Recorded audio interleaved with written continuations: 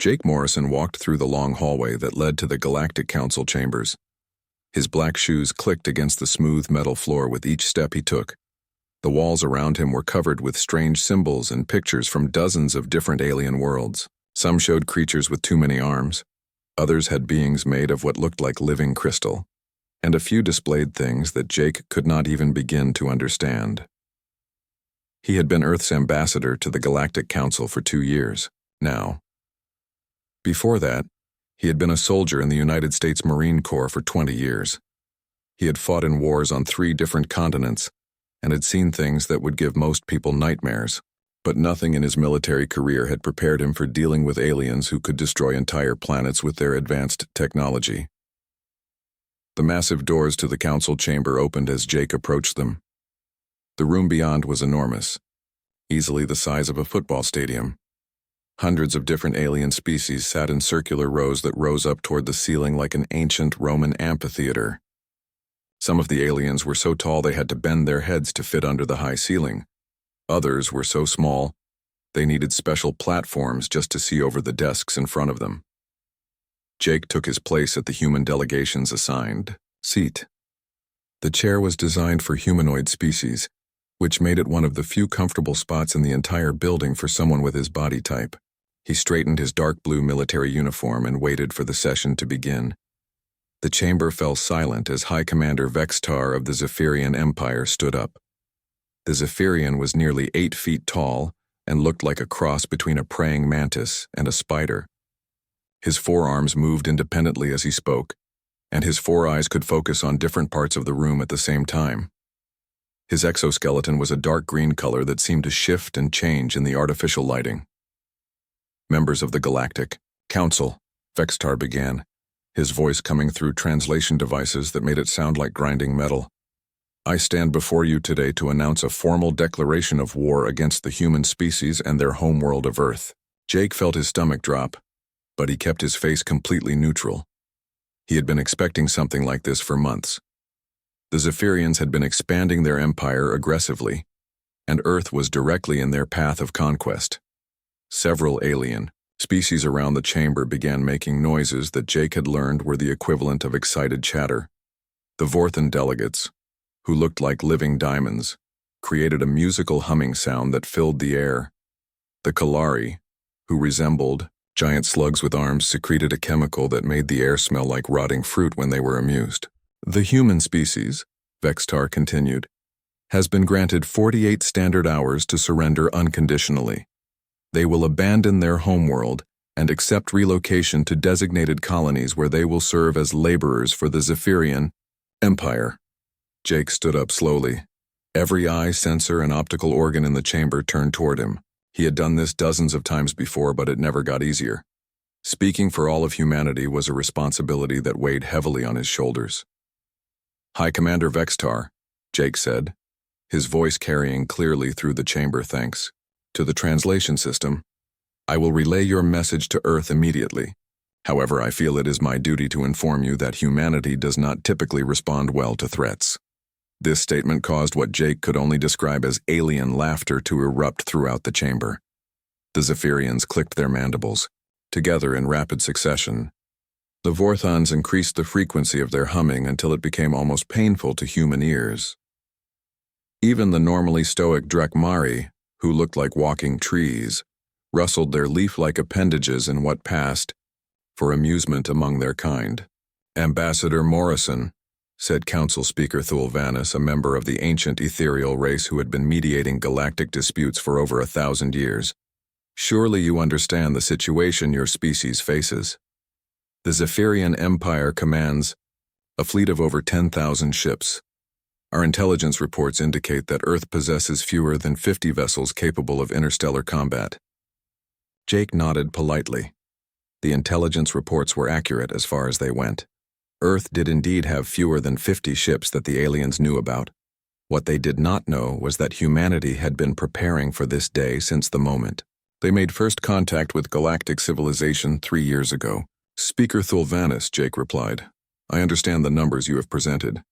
However, I believe there may be some factors that your intelligence services have not taken into account. High Commander Vextar stepped forward, his forearms spreading wide in what Jake recognized as an aggressive posture among his species. What factors could possibly matter, human? Your species has barely mastered faster than light travel. Your weapons technology is primitive by galactic standards. Your ships are slow, inefficient, and poorly armed.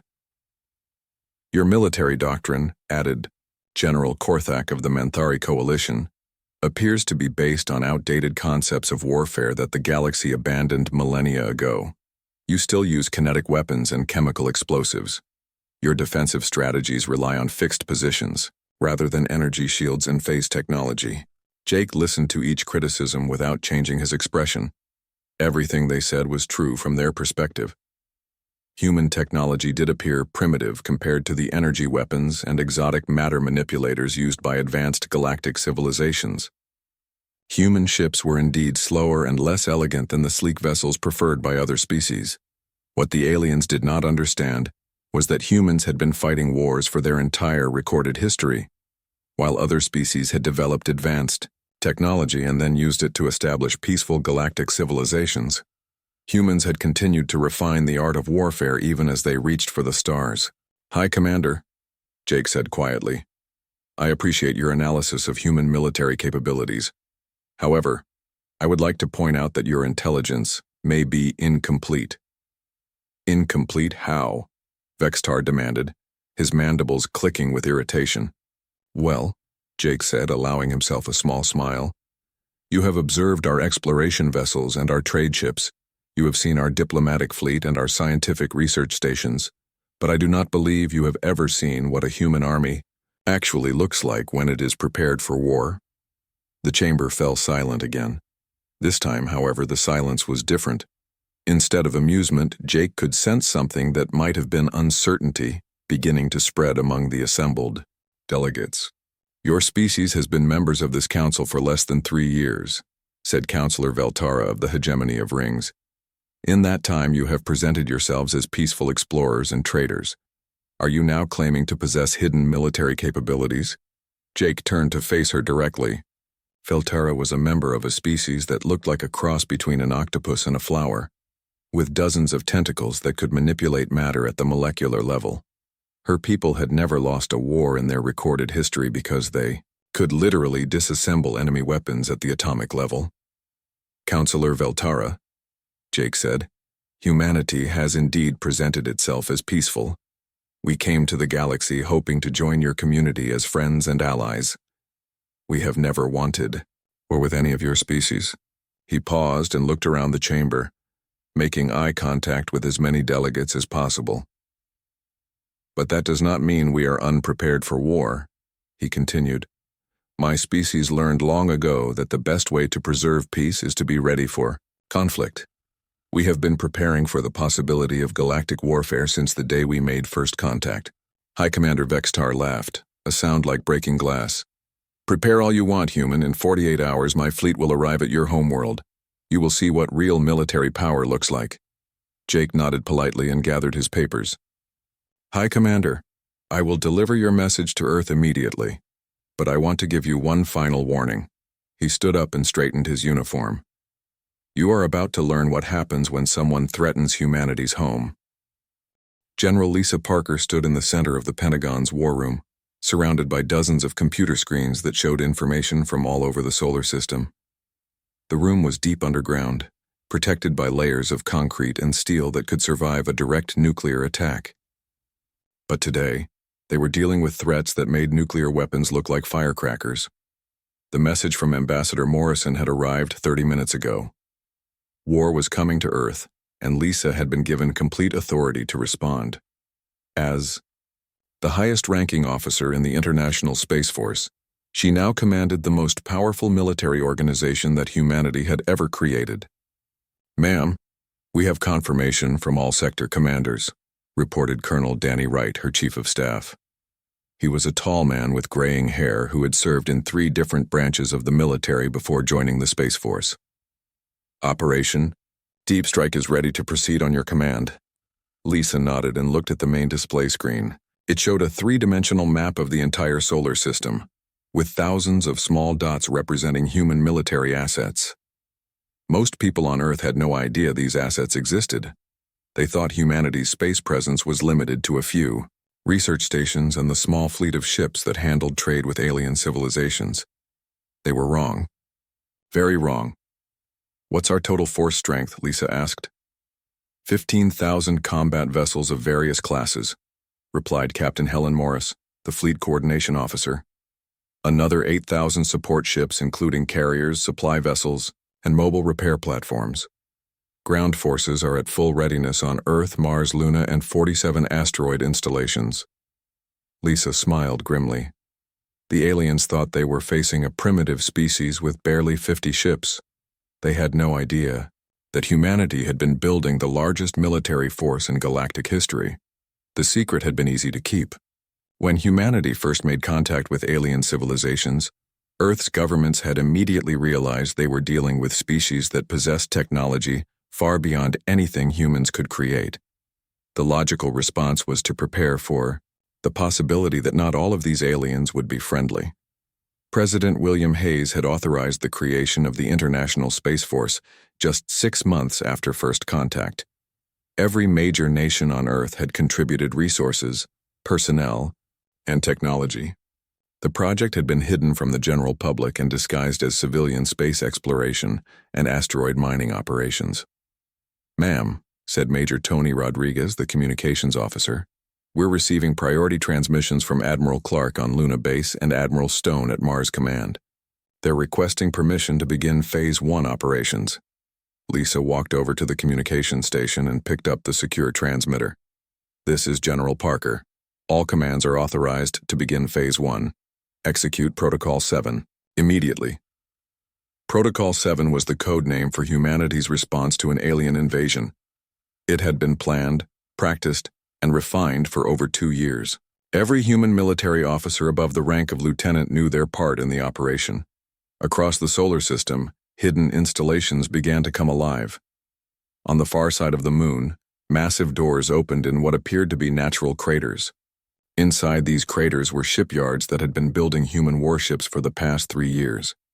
The ships that emerged looked nothing like the sleek, elegant vessels used by other galactic civilizations.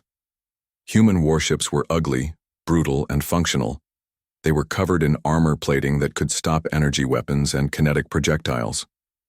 They carried weapons that fired solid metal projectiles at incredible speeds, along with missiles that could track targets across millions of miles. Most importantly, they were designed to keep fighting even after taking damage that would destroy any other species' ships. Admiral Ryan Clark watched from Luna Base as the first wave of ships launched from the hidden lunar shipyards. He was a veteran of Earth's last major war and had been one of the first officers recruited into the Space Force. His job was to coordinate the defense of the inner solar system, including Earth and the Moon. "Sir," reported Commander Tim Johnson, his tactical officer, "we have confirmation that the asteroid belt installations are coming online. Admiral Martinez reports that Belt Fleet is ready for deployment." The asteroid belt had been humanity's greatest secret.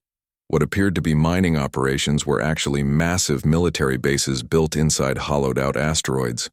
Some of these bases were larger than Earth's biggest cities and contained enough firepower to destroy entire fleets.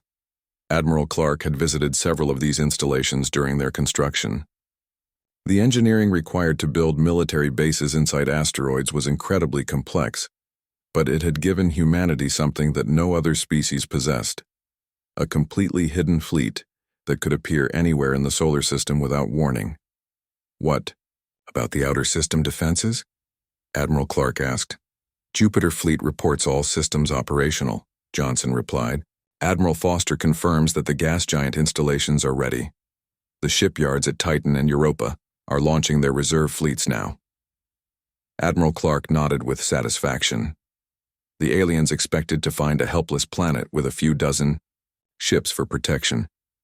Instead, they would face a coordinated defense that stretched from the edge of the solar system all the way to Earth's atmosphere. But the real surprise was still to come. General Parker turned to Colonel Wright and smiled. "Danny, I think it's time to show our alien friends what human creativity can accomplish when we're properly motivated. Ma'am, are you authorizing the deployment of the experimental weapons?" Wright asked. All of them, Lisa replied. The Zephyrians want to see what a human army looks like. Let's give them a demonstration they'll never forget. In orbital facilities around Earth, weapons that existed only in the imaginations of science fiction writers were being prepared for combat. Humanity had taken every theoretical weapons concept they could think of and turned them into reality. Railguns that could accelerate projectiles to significant fractions of light speed. Missile systems that could track and destroy targets in multiple dimensions simultaneously. Energy weapons that could cut through any known material like a hot knife through butter.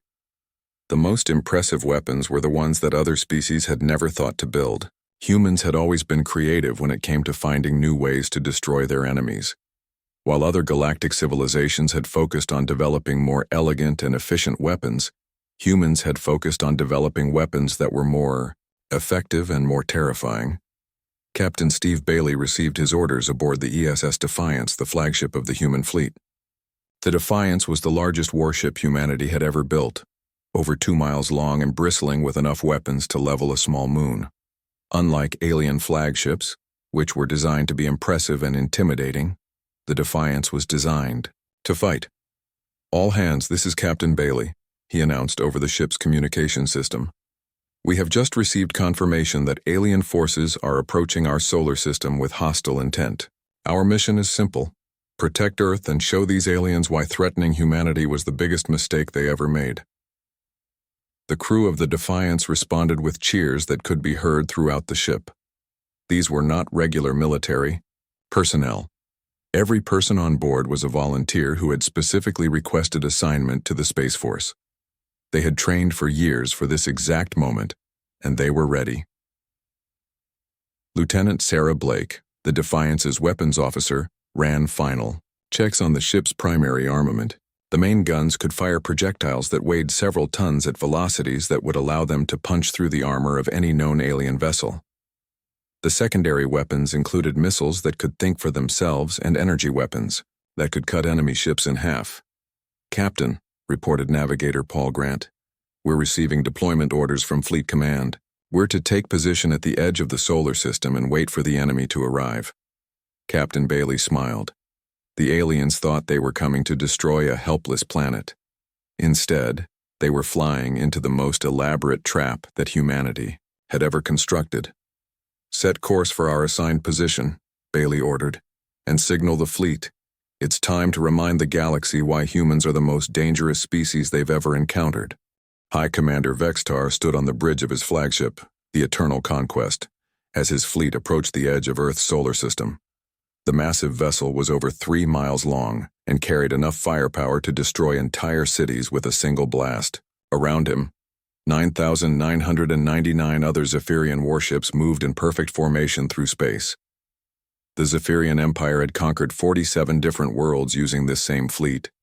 Each time, the enemy had surrendered, after seeing the overwhelming force arrayed against them. Vextar expected this conquest to be even easier than the others. The humans had primitive technology and barely any military presence in space. High Commander, reported Navigator Clixtal, we are now entering the outer edge of the human solar system, beginning long-range scans of the target planet. Vextar nodded and activated the main display screen. It showed a 3-dimensional image of the human solar system, with each planet and major celestial body clearly marked. Everything looked exactly as their intelligence reports had predicted. A small, unremarkable star with several planets, including the blue and green world, that the humans called home. What are the defensive readings? Vextar asked. Clixtal studied his instruments for several moments before responding. His 4 eyes blinked in sequence, which was a sign of confusion among his species. Sir, I'm detecting some unusual energy signatures throughout the system. Define unusual, Vexitar demanded. There appear to be artificial structures on most of the major celestial bodies. The planet they call Mars shows extensive surface modifications. Their moon displays signs of industrial activity. Even some of the larger asteroids are showing power signatures that suggest they have been hollowed out and occupied. Vextar felt the first stirring of unease in his mind. The intelligence reports had mentioned that humans had established some mining operations and research stations throughout their solar system. But this sounded like something much more extensive. "How many ships are we detecting?" he asked. Clixtal worked at his console for several more minutes before answering. When he finally spoke, his voice carried a note of disbelief. "Sir, preliminary scans are indicating the presence of at least 15,000 vessels of various sizes." 15,000? Vextar repeated, his mandibles clicking with surprise. "That cannot be correct. Our intelligence clearly stated that the humans possess fewer than 50 combat-capable ships."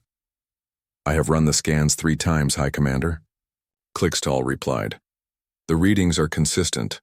However, the ship designs do not match any known configuration in our databases. They appear to be using some form of stealth technology that makes it difficult to get accurate readings." From his command center on Luna Base, Admiral Ryan Clark watched the alien fleets approach through long-range sensors. The Zephyrian ships were impressive in their own way, but they were built according to traditional galactic military doctrine. They relied on energy shields for protection and long-range energy weapons for attack. They were designed to fight other ships that used similar technology and tactics. They were not designed to fight humans. "Admiral," reported Major Katie Brooks, his tactical officer, "the enemy fleet has entered the outer system. They appear to be maintaining standard approach formation. Our hidden sensors are tracking all 10,000 vessels." Admiral Clark smiled. The aliens had no idea that humanity had been watching them since the moment they left Zephyrian space.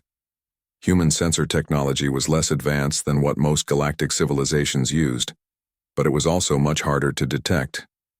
The aliens could scan for days without realizing that every move they made was being monitored and recorded. "What's our defensive status?" Clark asked. "All outer system installations are at full readiness," Brooks replied. "Belt Fleet is in position and waiting for deployment orders. Inner system defenses are showing green across the board. Earth's planetary defense grid is online and operational. The planetary defense grid was humanity's final line of protection. Hundreds of weapons platforms hidden in Earth's atmosphere could engage enemy ships that got too close to the planet.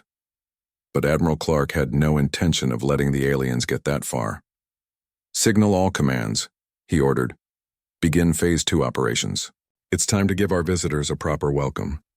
Throughout the solar system, human military units began moving to their assigned positions. Ships that had been hiding behind asteroids and moons emerged from concealment. Weapons platforms that looked like harmless space debris suddenly powered up and revealed their true nature. Space stations that appeared to be mining facilities opened launch bays and released squadrons of fighter craft. On the bridge of the Eternal Conquest, alarms began sounding as Zephyrian sensors detected the era of massive human military presence. Vextar stared at the tactical display in growing disbelief as more and more human ships appeared on his screens. "This is impossible," he muttered. "Where did they get so many ships?" "High Commander," called out Weapons Officer Nexvar, "I'm detecting massive energy buildups throughout the system. It appears the humans have weapons platforms positioned on multiple celestial bodies. The power readings are significant." Vextar studied the tactical display more carefully. What he saw challenged everything he thought he knew about human military capabilities. The entire solar system appeared to be one giant fortress, with weapons and ships positioned at every strategic location. "Analysis of human vessel configurations?" he demanded. "Sir," replied Intelligence Officer Ziltak, "the human ships do not conform to standard galactic design principles. They appear to be heavily armored rather than relying on energy shielding. Their weapon systems are primarily kinetic rather than energy-based. Most unusual of all, their ships seem to be designed to continue fighting even after sustaining significant damage." Vextar had been a military commander for over 50 years.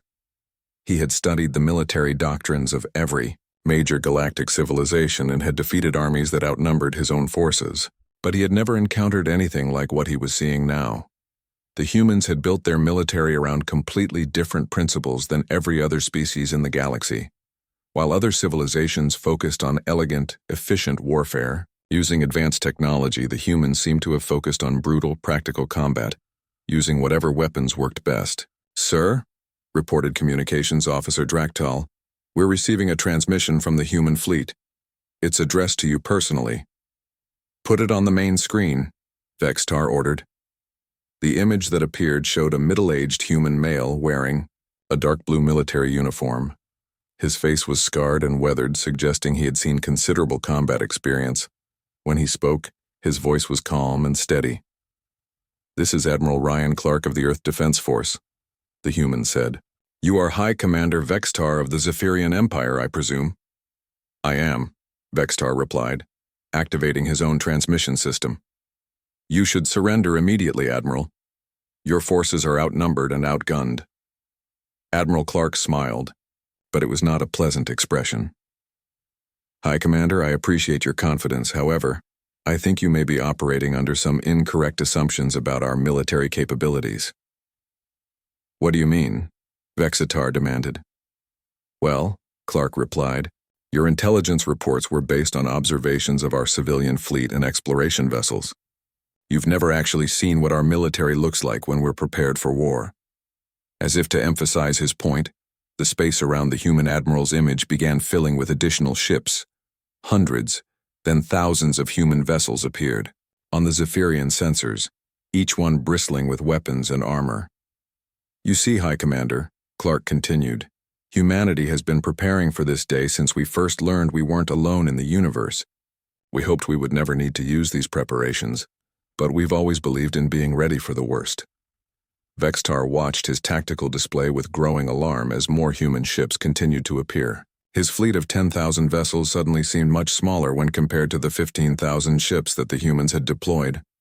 "This is your final warning," Admiral Clark said. "Turn your fleet around and leave our solar system immediately. This is the only chance you'll get to avoid a war that your empire cannot win." Vextar's mandibles clicked with anger. No species had ever dared to threaten the Zephyrian Empire. The humans might have more ships than expected, but they were still using primitive technology against the most advanced military force in the galaxy. "Admiral Clark," he replied, "you are about to learn why the Zephyrian Empire has never lost a war. Attack formation. All ships prepare to engage." The battle began exactly as High Commander Vexitar expected. His fleet opened fire with their advanced energy weapons, sending streams of superheated plasma across millions of miles of space toward the human ships. The weapons were powerful enough to vaporize most enemy vessels with a single hit.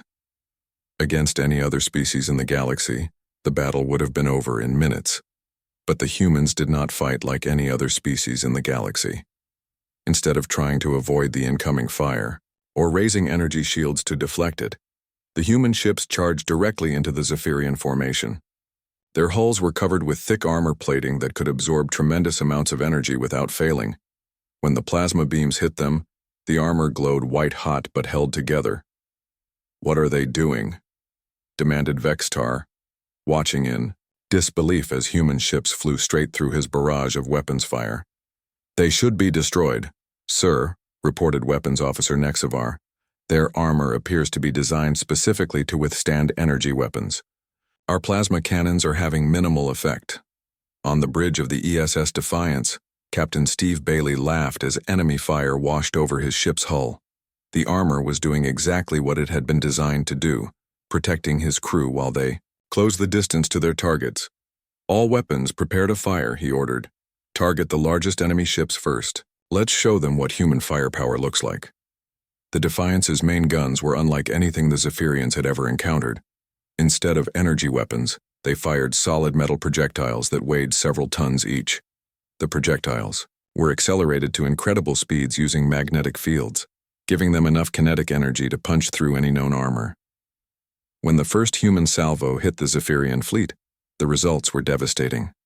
The metal projectiles tore through energy shields as if they did not exist and continued on to smash into the alien ships themselves. Unlike energy weapons, which could be partially deflected or absorbed, the kinetic projectiles simply destroyed everything in their path.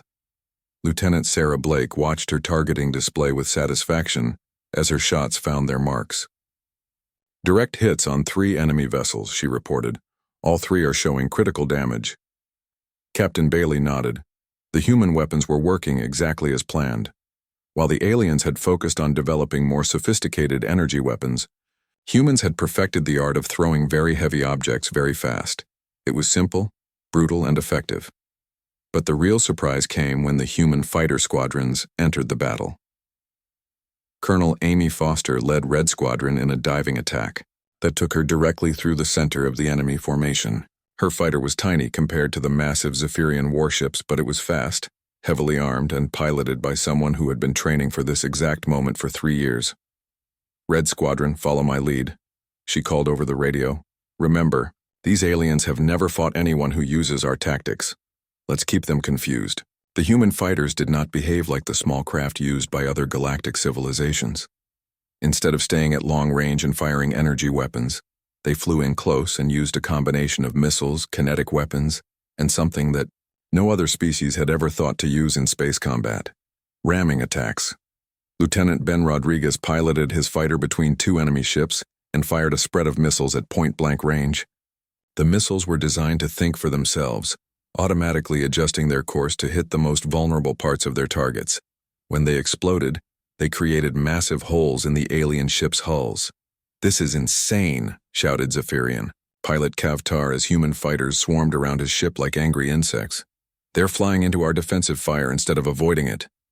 What Kavtar did not understand was that human pilots had been trained to accept casualties in order to complete their missions. While other species tried to minimize losses by fighting cautiously, humans were willing to sacrifice themselves if it meant protecting Earth. The difference in fighting philosophy became even more apparent when the human boarding parties entered the battle. Captain Nick Campbell commanded a squadron of assault ships whose only job was to get close enough to enemy vessels to allow human soldiers to board them. The ships were heavily armored and carried no weapons except for the cutting tools needed to break through alien hulls. "Boarding Team Alpha, prepare for insertion," Campbell ordered, as his ship approached a damaged Zephyrian cruiser. "Remember, we need to capture their command systems intact." Sergeant Claire Murphy led the first boarding party through the hole that Campbell's ship had cut in the enemy hull. She and her team were wearing powered armor that allowed them to fight in the vacuum of space, and they carried weapons specifically designed for close-quarters combat inside alien ships. The Zephyrian crew had never faced human soldiers before. They were used to fighting other aliens who followed predictable patterns of behavior and used familiar weapons and tactics. Humans did not follow any patterns that made sense to alien minds. Murphy's team moved through the enemy ship like a pack of wolves, using grenades, assault rifles, and improvised weapons to clear each compartment. They did not try to negotiate or accept surrender. They simply fought their way to the ship's command center and took control of the vessel. "Enemy cruiser Zechtaler has been captured," Murphy reported over the radio. "We have control of their navigation and weapon systems." Similar scenes were playing out throughout the battlefield. Human soldiers were boarding enemy ships and either capturing them or destroying them from the inside. It was a tactic that other galactic civilizations considered barbaric and impractical, but it was devastatingly effective. Admiral Ryan Clark watched the battle from his command center and smiled with grim satisfaction. The human fleet was performing exactly as he had hoped. 3 years of intensive training and preparation were paying off in spectacular fashion. "Admiral," reported Major Katie Brooks, "we're receiving reports from all sectors. Enemy casualties are approaching 30%. Our losses are less than 5%. The numbers told the story of what was happening in space above them. The Zephyrian Empire had brought the most powerful fleet in galactic history to destroy Earth, but they were being systematically destroyed by humans who fought in ways that defied all military logic. "Sir," called out Communications Officer Tim Johnson, "we're receiving a transmission from the enemy flagship. High Commander Vextar is requesting a ceasefire." Clark shook his head. "Tell him that we're not interested in a ceasefire. He came here to destroy our home. Now he gets to see what happens when someone threatens humanity." On the bridge of the Eternal Conquest, High Commander Vexitar watched his fleet being destroyed with growing horror. Nothing in his 50 years of military experience had prepared him for this kind of warfare. The humans fought like demons, showing no fear of death and seeming to actually enjoy the violence of combat. "Sir," reported Navigator Clickstall, "we've lost over 4,000 ships, At this rate, the entire fleet will be destroyed within the next 2 hours. Vextar stared at the tactical display in disbelief. His mighty armada, which had conquered nearly 50 worlds, was being torn apart by a species that supposedly had primitive technology and no military experience. "How is this possible?" he whispered. The answer came from intelligence officer Ziltak, who had been analyzing human combat patterns throughout the battle. "Sir, I believe we have fundamentally misunderstood this species. They do not fight wars to conquer territory or resources. They fight wars to completely destroy their enemies." "What do you mean?" "Every other species in the galaxy fights until their opponent surrenders, then negotiates terms," Ziltak explained. "Humans appear to fight until their opponent no longer exists. They have turned warfare into an art form that prioritizes the complete elimination of threats rather than achieving political objectives."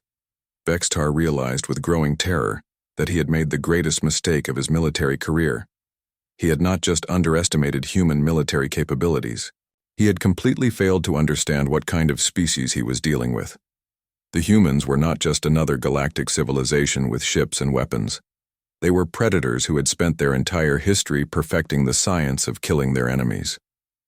6 hours after the battle began, High Commander Vextar stood alone on the bridge of his flagship. Around him, his bridge crew lay dead or unconscious from the stress of watching their mighty empire's fleet being systematically destroyed. Of the 10,000 ships that had entered the human solar system, fewer than 300 remained operational. The final blow came when human boarding parties reached the eternal conquest itself. Vextar watched through security cameras as human soldiers in powered armor fought their way through his ship's corridors. His own elite guards, warriors who had conquered dozens of worlds, fell before the humans like wheat before a harvester. Sergeant Claire Murphy kicked down the door to the bridge and stepped inside, her assault rifle aimed directly at Vextar's head. Behind her, 5 other human soldiers spread out to secure the area. They moved with the precision of a military unit that had trained together for years. "High Commander Vextar of the Zephyrian Empire," Murphy said, her voice coming through her armor's external speakers. "You are now a prisoner of the Earth Defense Force. Your fleet has been destroyed, your invasion has failed, and your empire's threat to humanity has been eliminated." Vextar looked at the human soldier who had captured him. She was smaller than he was, weaker in terms of raw physical strength, and her species' technology was supposedly primitive compared to his own. Yet she and her fellow humans had just achieved the impossible by destroying the most powerful military force in galactic history.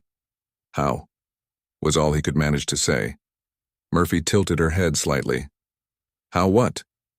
How did your species accomplish this? Our intelligence indicated that you possessed minimal military capabilities. Our weapons are more advanced than yours. Our ships are faster and more sophisticated. We have been fighting wars for thousands of years while your species has barely reached the stars." Murphy laughed, a sound that somehow managed to be both amused and terrifying. "High Commander, I think you missed something important about humanity." "What?" "We've been fighting wars for our entire history. We didn't stop fighting when we reached space, we just got better at it."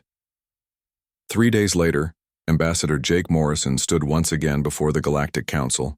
But this time, the atmosphere in the chamber was completely different. The delegates who had laughed at his warnings now sat in stunned silence as they listened to reports from the survivors of the Zephyrian fleet. The few Zephyrian ships that had escaped the battle carried tales that seemed impossible to believe. They spoke of human warriors who showed no fear of death and seemed to find joy in combat. They described weapons that could tear through any known armor and tactics that defied all military logic. Most disturbing of all, they reported that the humans had fought not just to win, but to completely destroy their enemies. Council Speaker Thulvanus called for order as excited chatter filled the chamber. Representatives from dozens of species were talking frantically among themselves, trying to understand what the defeat of the Zephyrian Empire meant for the balance of power in the galaxy. "Ambassador Morrison," Thulvanus said, "the Council has received disturbing reports about the recent conflict between your species and the Zephyrian Empire. Can you confirm that humanity possesses military capabilities far beyond what was previously reported?" Jake nodded calmly. I can confirm that Earth's military forces successfully defended our solar system against the Zephyrian invasion fleet. The enemy force was completely destroyed or captured. A wave of shocked gasps and alien exclamations filled the chamber. The Zephyrian Empire had been one of the most powerful military forces in the galaxy for over 2 centuries. The idea that they could be defeated by a species that had only recently achieved interstellar travel was almost impossible to accept. How many ships did humanity deploy in this conflict? Asked General Korthak of the Manthari Coalition. Approximately 15,000 combat vessels of various classes, Jake replied matter-of-factly, plus supporting units and ground-based defense systems. The chamber erupted in chaos. Representatives jumped to their feet, shouting questions and demands for clarification. Some species that had considered themselves allies of the Zephyrian Empire were frantically calculating whether they might be targets of human aggression. Others were already wondering if they should seek military alliances with this newly revealed superpower. Order, Thulvanus called, using his authority as council speaker to quiet the assembled delegates. Ambassador Morrison, where did humanity acquire such a massive fleet? Our intelligence services reported no evidence of large-scale military construction in your solar system. Jake smiled slightly. Speaker Thulvanus, humanity has been preparing for the possibility of galactic warfare since the day we made first contact with your civilizations.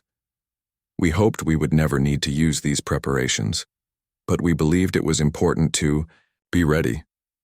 You have been secretly building a military force for 3 years? Demanded Counselor Velterra of the Hegemony of Rings. We have been openly building a military force for 3 years, Jake corrected.